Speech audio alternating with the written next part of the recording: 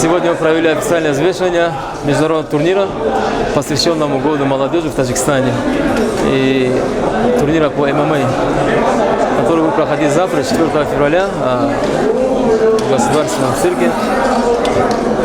Приглашаем всех вас. Федерация ММА Таджикистана с гордостью представляет вам официальную церемонию взвешивания предстоящего завтра грандиозного международного турнира по смешанным единоборствам